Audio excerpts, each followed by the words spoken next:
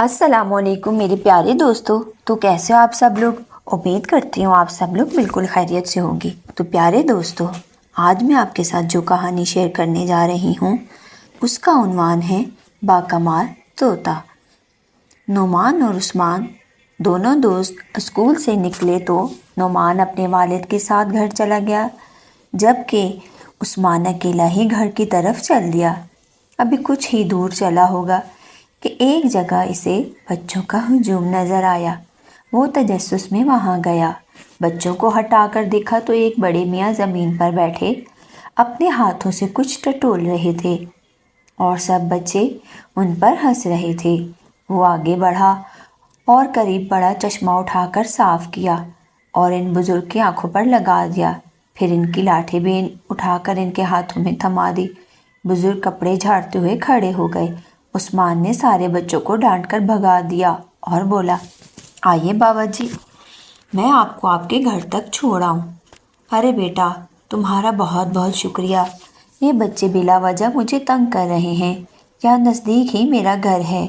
बुजुर्ग चलते चलते बता रहे थे। फिर वो एक बोसीदा सी झोंपड़ी के करीब रुककर बोले, बस बेटा, यही मुझ गरीब का ठिकाना है। अच्छा बाबा, इजाज़त दीजिए, मेरे लायक काम हो तो ज़रूर बताइएगा। उस्मान ने अदब से कहा। ठहरो बेटा। बाबा जी ने उस्मान को रोका और अंदर चले गए। थोड़ी देर बाद आए तो उनके हाथ पर एक सब्ज रंग का तोता बैठा हुआ था। लो बेटा, ये तुम्हारा इनाम है। ये ख़ास तोता है, जिसके पास हो वो सच बोलने लगता है। अगर कोई मुश्किल पेश आए तो तोता इसका हल भी बता देता है। शर्त यह है कि इसे इस तोते की खासियत के बारे में पता ना हो। उस्मान इस अजीबोगरीब तोते के बारे में सुनकर बहुत हैरान हुआ। बाबा जी ने फिर कहा, ये तोता मैं तुम्हें सौंप रहा हूँ। इसकी हिफाजत करना, ये तुम्हारे बहुत काम आएगा। मगर खबरदार, जो तुमने किसी और को इसके बारे में बताया, वरना लोग इसे और तुम्हें नुकसान पहुँचाने की कोशिश करेंगे। अब जाओ, तुम्हारे घर वाले परेशान हो रहे होंगे। उस्मान ने तोता लेकर शुक्रिया अदा किया और घर की तरफ चल दिया। घर वालों को इसने बताया कि ये तोता इसने अपनी जेब खर्च से ख़रीदा है। क्योंकि ये तोता बोलता भी था, इसलिए सबको पसंद आया। शाम को उस्मान अपने स्कूल का काम कर रहा था। हिसाब का एक सवाल बहुत दुश्वार था, इसकी समझ में ना आया। तोता वही बैठा था। इसने फौरन इसका हल बता दिया। उस्मान हैरान रह गया। तब से उस्मान को तोता और भी अजीज़ हो गया। एक दोस्त की तरह वो तोते से बातें करता। इसने अपने दोस्त नुमान को भी अपना तोता दिखाया। नुमान, ये तोता मेरा बहुत अच्छा दोस्त है और बहुत अच्छी अच्छी बातें करता है। उस्मान की बात सुनकर नुमान बहुत हैरान हुआ। वो ये तो जानता था कि तोते बोलते भी हैं, मगर इतनी साफ ज़बान में बोल लेते हैं, ये नहीं पता था। नुमान ने बढ़कर तोते को अपने हाथ पर बिठा लिया और इससे बातें करने लगा। अचानक उस्मान को शरारत सूझी और इसने सोचा कि क्यों ना इस तोते का इम्तिहान लिया जाए। चुनाचा इसने नुमान से मुख्तलिफ सवाल करने शुरू कर दिए। अजीब तरीके से नुमान ने बिल्कुल सही जवाबात दिए। अब उस्मान को यकीन हो गया कि वाकई बुजुर्ग ने तोते के मुतालिक सही कहा था। उस्मान ने ये राज सिर्फ अपने तक महदूद रखा था। वो नुमान से कल स्कूल में मिलने का कहकर तोते के साथ घर आ गया। घर पहुंचा तो इसके ताया के बेटे सफ़ीर आए हुए थे। उस्मान की सफ़ीर भाई से बहुत दोस्ती थी। सफ़ीर भाई एक ईमानदार पुलिस ऑफिसर थे। पूरे महकमे में इनकी ईमानदारी और सच्चाई की शोहरत थी। हर शख्स इनसे कोई गलत बात करते हुए डरता था। उस्मान को सफ़ीर भाई इसलिए भी पसंद थे कि वो जराइम का हमेशा के लिए ख़ात्मा करना चाहते थे।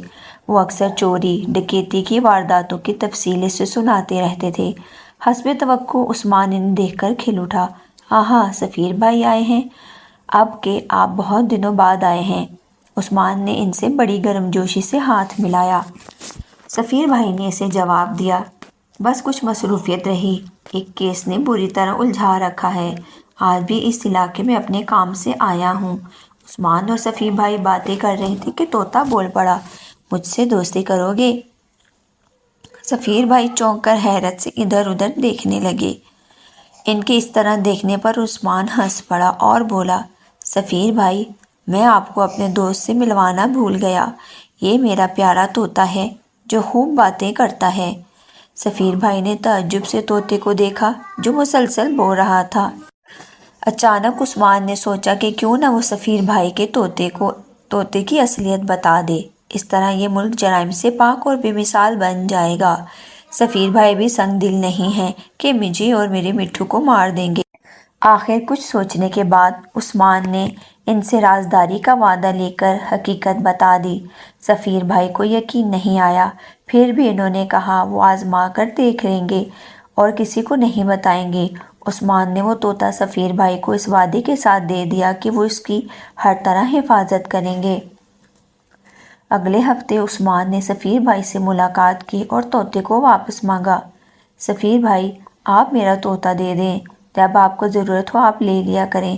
سفیر بھائی نے اس کی طرف دیکھا اور کہا، عثمان، واقعی تم صحیح کہہ رہے تھے، میں تمہارے طوطے کے ذریعے کافی کیس حل کر چکا ہوں، اور مزے کی بات یہ ہے کہ مجرم کو احساس بھی نہیں ہوتا کہ وہ کتنی اہم معلومات سے پردہ اٹھا چکا ہے۔ میں نے ان سب مجرموں کے بیانات ریکارڈ کر لیے ہیں تاکہ کسی شک و شبے کی گنجائش نہ رہے۔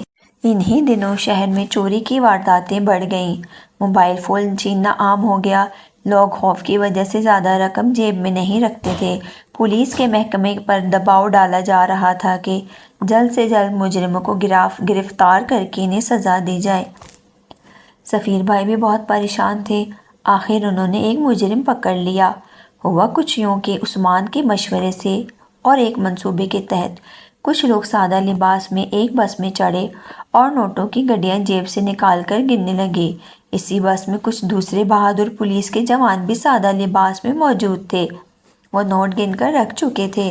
تھوڑی دیر بعد ایک آدمی نے شور مچا دیا کہ میرا موبائل چوری ہو گیا۔ اس نے سب سے کہا کہ میرے موبائل فون پر ایک بیل دے دو۔ اس نے نمبر بتایا۔ لوگوں نے ہمدردی میں نمبر ملانے کے لیے اپنے موبائل فون جیبوں سے نکال لیے۔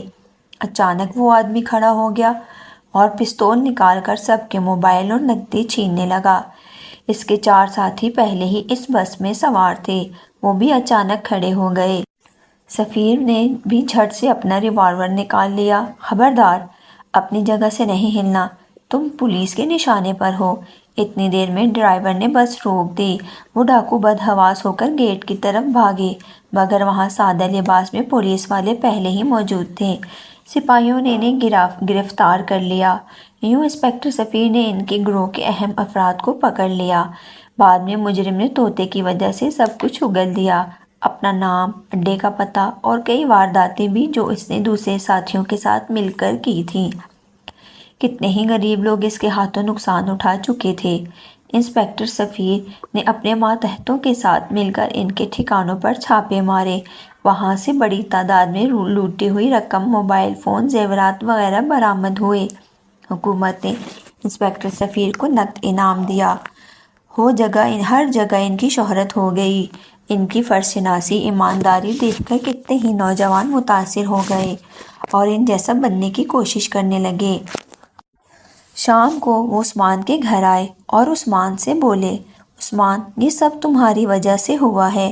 نہ تم طوطے کی خاصیتیں بتاتے، نہ میں ان مجرموں تک پہنچ پاتا۔ عثمان مسکرایا اور بولا، سفیر بھائی، یہ آپ کی نیت کا پھل ہے، آپ ہی نے یہ سب کیا ہے، اپنی جان کو خطرے میں ڈال کر ان مجرموں کو پکڑا ہے۔ میں کیا، سبھی آپ کو خراج تحسین پیش کر رہے ہیں، تو کیا خیال ہے، طوطا واپس چاہیے یا ملک کی خدمت کے لیے پیش کرو گے؟ سفیر بھائی کے پوچھنے پر عثمان نے کچھ لمحے سوچا، پھر کہنے لگا، شاید اللہ نے یہ طوطا اسی لیے دیا ہے تاکہ میں اس کے ذریعے ملک کے کام آ سکوں۔ سفیر بھائی خوش ہو کر طوطا اپنے ساتھ لے گئے۔ انہی دنوں ملک میں بم دھماکوں کے واقعات بڑھ گئے تھے، کوئی جگہ محفوظ نہ رہی۔ انسپکٹر سفیر کو کسی مستند ذریعے سے خبر ملی تھی کہ آج ایک ہوائی جہاز سے جرائم پیشہ گروہ کا سرغنہ ملک سے باہر جا رہا ہے۔ انسپکٹر سفیر نے ایئرپورٹ سے ایک شخص کو حراست میں لے لیا تھا جو مشکوک حرکتیں کرتا ہوا پکڑا گیا تھا۔ اس شخص کو فلائٹ کے بارے میں مکمل معلومات تھیں۔ انسپکٹر سفیر نے طوطے کو اس شخص کے سامنے بٹھا دیا۔ کچھ ہی دیر بعد ساری معلومات حاصل ہو گئیں۔ اسی دوران مجرموں میں سے کسی نے یہ خبر اڑا دی کہ عمارت میں بم ہے۔ اس افواہ سے ایئرپورٹ میں بھگدڑ مچ گئی۔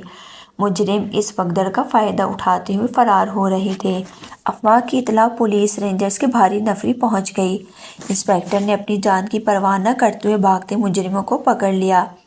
اس اچانک صورتحال سے مجرم بدحواس ہو گئے اور ہتھیار ڈال دیے۔ دوسرے روز اخبارات انسپکٹر سفیر کے کارناموں سے بھرے پڑے تھے۔ ٹی وی پر ان کے بارے میں خبر آ رہی تھی کہ ملک کے جانب باز انسپکٹر سفیر نے اپنی جان کی پرواہ نہ کرتے ہوئے ملک کے بڑے مجرموں کو ختم کر دیا۔ ایک ڈاکو کی گولی سے طوطا اور انسپکٹر سفیر شہید ہو گئے۔ عثمان نے ضبط کے کڑے مراحل سے گزر رہا تھا۔ اس کا پیارا طوطا اور جان سے پیارے بھائی شہید ہو گئے، لیکن سارے مجرموں کو سزا ہو گئی۔ ملک میں امن و امان قائم ہو گیا۔ عوام نے انسپکٹر سفیر کو خراج تحسین پیش کیا۔ ایک افسر کی فرض شناسی سے کتنا فائدہ ہوا۔ اگر سب بھی فرض شناس ہو جائیں تو پاکستان جنت بن جائے گا۔ تو پیارے دوستو، کیسے لگی آپ کو ہماری کہانی؟ کمنٹ کر کے ضرور بتائیے گا۔ اللہ حافظ۔